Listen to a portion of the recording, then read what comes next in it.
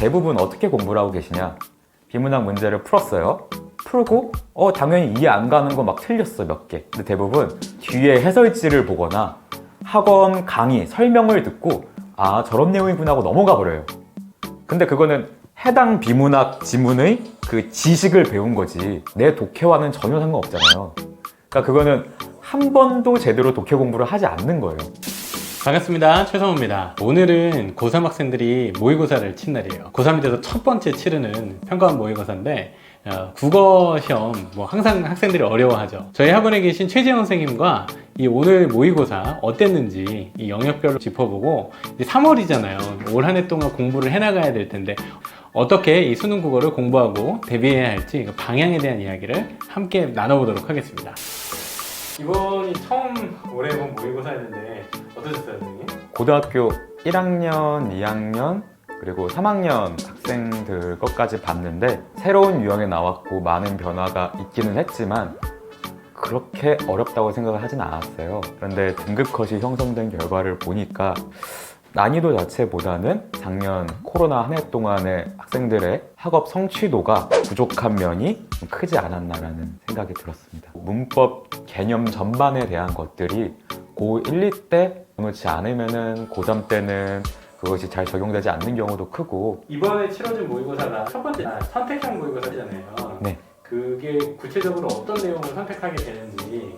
기존은 1번부터 15번까지를 보통 화작, 문법이라고 해서 하나로 묶어갖고 했는데요. 올해부터는 화법과 작문, 그리고 언어와 매체 이렇게 두 가지를 나눠가지고 시험이 갈라지게 되었습니다. 역시 난이도는 크게 차이는 없어요. 제가 두 개 다 풀어보았을 때 느꼈던 거는 보통 너무 다른 영역이라고 생각을 하잖아요. 그래서 선택할 때 고민도 되게 많이 하시고 사실 둘 다 잘 풀려면은 공통적인 능력이 필요하다고 생각이 됐어요. 결국에는 똑같은 실력이 요구된다?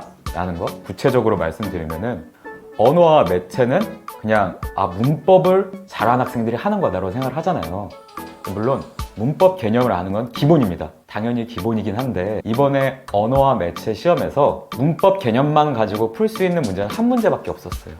아는 문장, 암긴 문장. 그것만 그냥 너 개념 알아 몰라? 모르면 틀려. 이런 문제였고 다른 문제들은 모두 어떤 자료를 제시하고 그 자료를 잘 해석했느냐 안 했느냐. 단순히 개념이나 다른 지식만 가지고는 풀 수 없었어요. 이런 것들이 사실 화작이랑 문제 유형은 똑같습니다.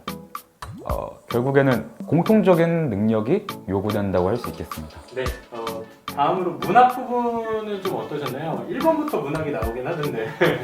전년도 대비 비슷한 수준이었다고 생각을 합니다. 오히려 고전 소설 이런 것들은 더 쉬웠고 현대 소설도 더 평이했다. 이번에는 한 세트로 두 작품 이상의 소설이든 시든 함께 세트로 묶어냈다는 것이 가장 큰 특징인 것 같습니다. 네, 올해 고3 학생들한테 문학 공부할 때 어떤 관점에서 어떤 방식으로 해나가면 좋겠는지.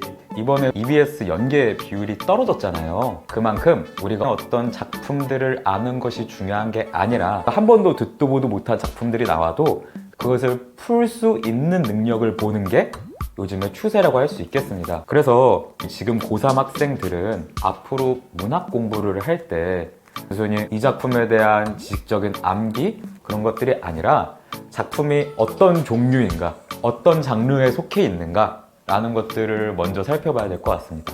제가 학생들에게 하는 얘기 중에 문학은 작품보다 문제가 더 중요하다는 거예요. 작품이 나오고 그 작품을 묻는 문제가 있잖아요. 근데 문학을 헷갈려하는 대부분 학생들은 작품을 먼저 봐요. 작품이 더 중요하다고 생각하고 작품을 내가 해석하고 내가 판단하려고 해요. 하지만 내가 해석하고 내가 판단하다 보면은 혼자 늪에 빠지게 되고 정답을 제대로 찾지 못하게 되거든요. 제가 장르라는 말을 했는데 이 문학에서의 문제는 약간 작품에 대한 장르를 정해주는 거예요. 이런 장르의 소설이야, 이런 장르의 시야, 문제가 말해주고 있어요.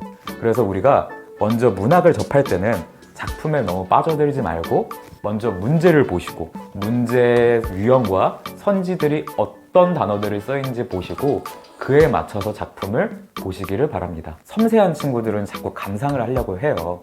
하지만 주관적인 감상은 절대 객관적인 수능이라는 시험의 판단 기준이 될 수 없어요. 그러니까 쉽게 얘기하면은 크게 생각하시라는 거예요. 작게 섬세하게 생각하시지 말고 쉽게 말하면 긍정적, 부정적, 희망적, 절망적, 시끄러운 게 있으면 조용한 게 있고, 이런 식으로 일단은 크고 조금 더 거시적으로 시를 접근하시면은 조금 더 정답이 잘 보이실 거예요. 비문학은 좀 어떻던가요? 난이도나 선생님 느낌은 어떠셨나요? 푸셨을 때?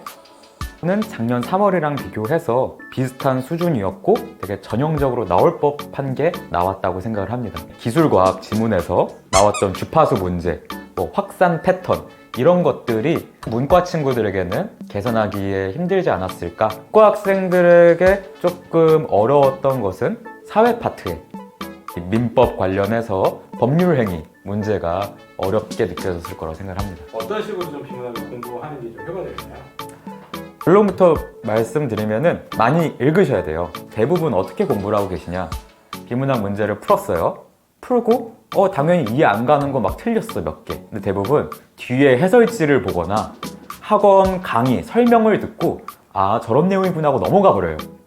근데 그거는 해당 비문학 지문의 그 지식을 배운 거지 내 독해와는 전혀 상관없잖아요. 그러니까 그거는 한 번도 제대로 독해 공부를 하지 않는 거예요. 근데 진짜 내가 독해력을 오르리고 싶으면은 이해 안 가는 지문들을 반복해서 읽어야 돼요. 읽으면서 이해가 갈 때까지. 그게 그냥 대충대충 10문제 푸는 것보다 훨씬 나아요. 잘못된 방향 중에 하나가 특별한 어떤 방법을 자꾸 배우려고 하는 거예요. 독해. 방법은 뭐 예를 들면 되게 다양하게 있어요. 방법들이 잘못됐다는 거 아니에요. 근데 그거는 본인의 방법이 아니라 강사님들의 방법이잖아요. 그죠?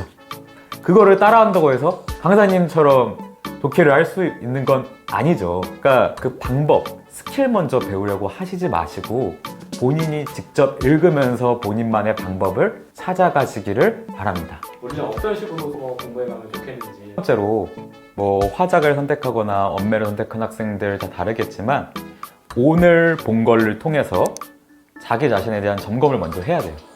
그러니까 내가 그냥 몇 점이야 이런 게 아니라 내가 어디서 몇 개 틀렸고 뭘 못했고 라는 것을 스스로 점검을 해야 됩니다. 그리고 그것을 바탕으로 보충을 해야 되는데 확실하게 말씀드리고 싶은 게 되게 추상적으로 짜지 말고요. 구체적으로 스케줄을 짜요. 예를 들면은 하루에 비문학 지문 2개씩 무조건 푼다. 이런 식으로 굉장히 구체적으로 짜야 되는 거예요. 예를 들면은 그게 너무 빡세다. 그러면 이틀에는 무조건 2지문. 하루에 뭐 문학 한 작품은 무조건 푼다. 내가 화작을 해야 되는데 그러면은 하루에 무조건 화작 한 세트를 한다. 이런 식으로 구체적이고 실행 가능하고 꾸준히 할 수 있는 계획을 짜야 됩니다. 문법 같은 경우 내가 문법 개념이 약해요. 그러면 나는 무조건 하루에 문법책이 있으면은 여기서부터 5페이지, 뭐 한 챕터는 무조건 본다. 이것을 계속 반복한다. 이런 식으로 되게 추상적이고 뭐 그냥 뜬구름 잡는 얘기 열심히 하겠다. 그러지 말고 본인이 공부하는 시간을 확보해서 본인이 할 수 있는 양을 그리고 계속 꾸준하게 그것을 어기지 않고 지켜가는 게 지금 3월부터 해야 할 가장 중요한 거라고 생각을 합니다.